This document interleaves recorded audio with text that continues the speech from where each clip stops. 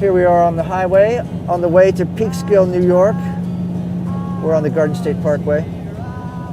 And we have our Easy Pass in force because I don't want a ticket again. We're going to Masterdisk to observe some of the mastering for This Perfect World. My record from 25 years ago. The reissue on vinyl of This Perfect World. It's a big day. Haven't seen these tapes ever, really, or if I have, it's been 25 years. And Scott Hull, the master, is going to give us a demonstration of how mastering is done. I'm sure it's very complicated. All this to reissue This Perfect World on vinyl for you, the listener.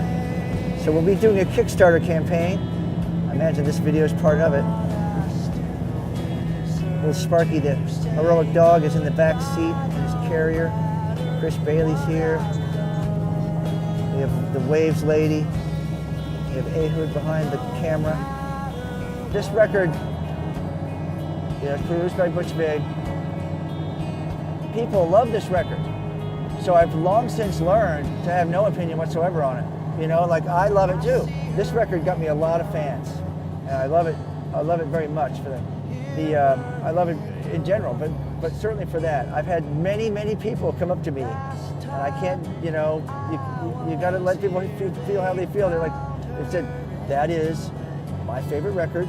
I've played that a million times. Thank you for that. It got me through my marriage. Like, they really mean it. They want to tell you that.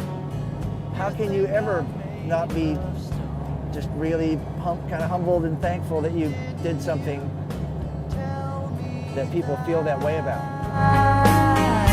This perfect world, so blue I can't begin to say. I know, you have no freaking idea where you are.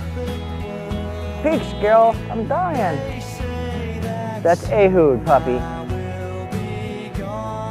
haven't even seen anybody yet. Been cooped up the whole trip. Look at that. Okay, let's go. There we are, Masterdisk. Suite 411. Look at this pup. I wish I could let you out, but I can't. Welcome. Hey, how are you, Scott?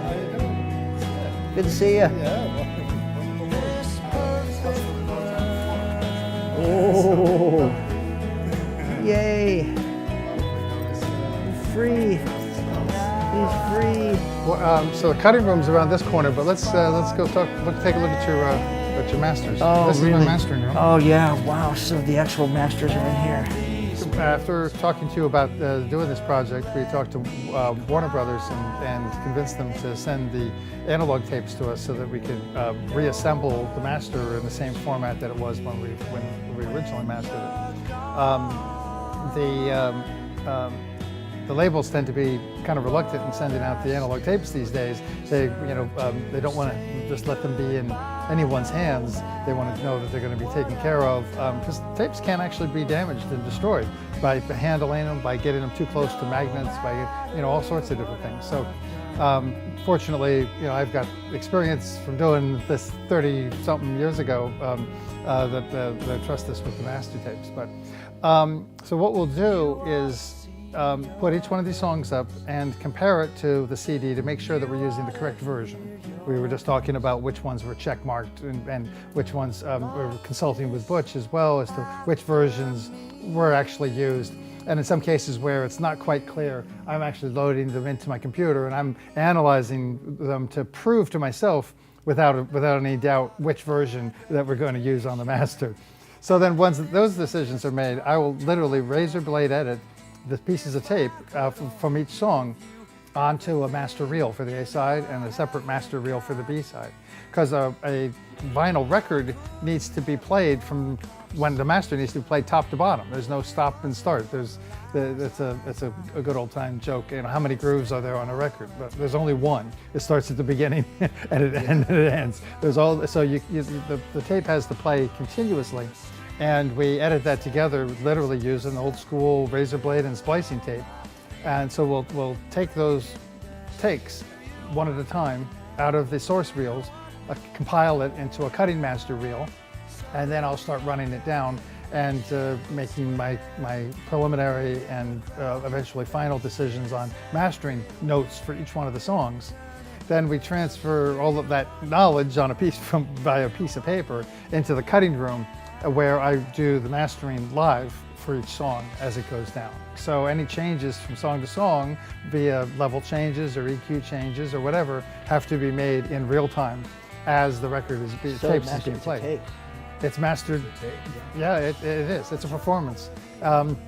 Quite often, as I was saying the story before, quite often we need more than two hands to make it happen. And I'll put somebody on, two bands of the EQ, and I'll be on the other two bands and on the fader. And because we have to fade, we have to control the lathe. And that was what we did every day. Have to keep the squirrels fed so they keep running. So that it keeps. Yep. Got to keep it all turning. It sounds like a lot of steps, but it's about a day or two of work to get it ready to actually cut the first set of references. And then we'll cut either one or two sets of refs, depending on how many are needed, and send them to you and to So you're going to cut a reference into it's a temporary lacquer thing. Yep, it looks like this. It's a 12-inch disc that plays just like a record. This is one-sided thing that you cut. This is a demonstration. You have to do one at a This time. is just test cuts, so I cut on both sides. But you'll have just an A side on one disc and a B side on another disc. Sure. And this plays just like a record on your turntable. This is a reference acetate or a reference lacquer. It depends on what terminology you like to use. This will be exactly like what your record sounds like, except it won't have the vinyl surface noise. It's actually quieter than your ultimate record, because the lacquer has to be super quiet for us to cut the master onto. Okay, so you'll hear this and listen to it and hopefully improve it, or give me revisions and changes that you want me to make. If it doesn't, anything. It could be one song doesn't seem loud enough, maybe the fade isn't quite right.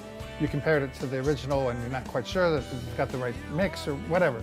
You'll once that's approved, then I repeat all of those steps manually onto a 14-inch disc, which looks identical except it's bigger. And the point of this is they need the extra space so that when they make their master plate, they have material that they can form into the stamper in the press. In the other room, I'll show you what the metal parts look like that come after my steps. But this would then be my final master. It gets boxed up and shipped right off.